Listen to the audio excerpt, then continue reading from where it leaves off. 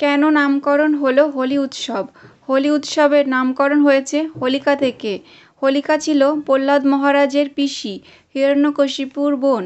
হোলিকা স্বয়ং ব্রহ্মার কাছ থেকে এক বিশেষ বর প্রাপ্ত হয়েছিলেন, একটি চাদর। এই চাদরের বিশেষত্ব হচ্ছে এই চাদর কখনো আগুনে পুড়বে না। সেটা যদি হোলিকা পরে থাকে তাহলে সে কখনো আগুনে দগ্ধ হবে না। আর হিরণ্যকশিপুর ব্রহ্মার কাছ থেকে কঠোর তপস্যা করে বরপ্রাপ্ত হয়েছিল। তাকে দিনে রাতে, ঘরে বাইরে, ভূমিতে আকাশে, দেবতা অসুর কেউ মারতে পারবে না।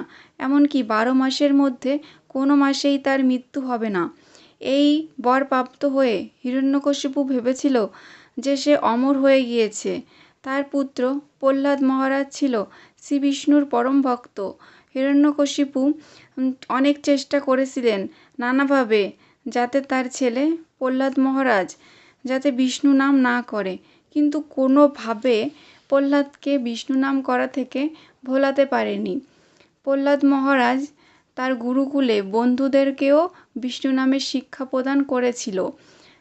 হিরণ্যকশিপু যখন দেখল কোনোভাবে প্রহ্লাদ মহারাজ বিষ্ণু নাম ছাড়ছে না, তখন হিরণ্যকশিপু প্রহ্লাদ মহারাজকে মারার জন্য অনেক চেষ্টা করেছিলেন। কোনো সময় পাহাড়ের উপর থেকে ফেলে দিয়ে, হাতির পায়ের নিচে দিয়ে, ভয়ঙ্কর সাপের ঘরে ছেড়ে দিয়ে, বিষ খাইয়ে দিয়ে, কিন্তু কোনোভাবেই প্রহ্লাদ মহারাজকে মারতে পারছিলেন না। তখন হিরণ্যকশিপুর মনে পড়ল তার বোন হোলিকা যে ব্রহ্মার কাছ থেকে একটা চাদর প্রাপ্ত হয়েছে, সেই চাদর পরে যদি প্রহ্লাদকে নিয়ে আগুনে প্রবেশ করে তাহলে তার শরীর পুড়ে যাবে না, আর প্রহ্লাদ মহারাজ পুড়ে যাবে। সেই প্ল্যান অনুসারে চাদর পরে হোলিকা প্রহ্লাদকে নিয়ে আগুনে প্রবেশ করলেন। আর প্রহ্লাদ মহারাজ প্রার্থনা করছেন, হে শ্রী বিষ্ণু, যদি আপনি চান তাহলে এই আগুন আমাকে দগ্ধ করুক।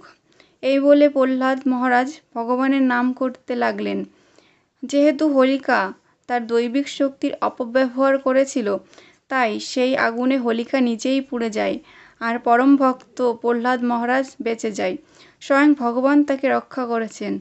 সেই তিথিকে অনুসরণ করে অনেকে হোলিকার মূর্তি বানিয়ে আগুন জ্বালিয়ে সেই তিথির অনুসরণ করে। হরে কৃষ্ণ।